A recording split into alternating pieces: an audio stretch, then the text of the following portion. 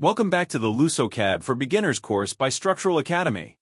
In this video we will explain a fundamental mechanic that any LusoCAD user should understand, that is the two different selection modes in LusoCAD. Whenever we are in the model view and we want to select objects to modify, copy, erase, or do anything to them, we have two ways to select them. In this project we are looking at a shape comprised of different geometric objects. If we would like to move this entire drawing, we would have to select every single object in it first. So, back to the two ways to select this object. If we click and drag our mouse to the left, a green window will appear. If we drag it to the right, we get a blue window. The difference between these two is that the green window will select any object that touches the area in green. This means that an object doesn't necessarily need to be completely inside the green area to be selected. We could select a line by just touching its edge with the green selection.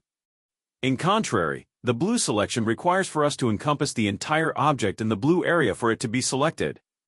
You will notice that if we select part of the objects with the blue selection, nothing will happen. But if we cover an entire object in it, it will be selected.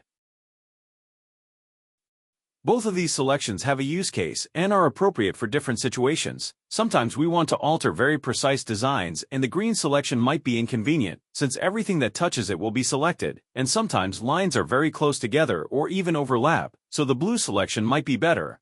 In other situations, we might want to select an entire object that has a very big portion, which might only be visible with a very zoomed out view. So it might not be very practical to zoom out just to select the entire object. With the green selection, we would be able to select it completely just by including a portion in the green area.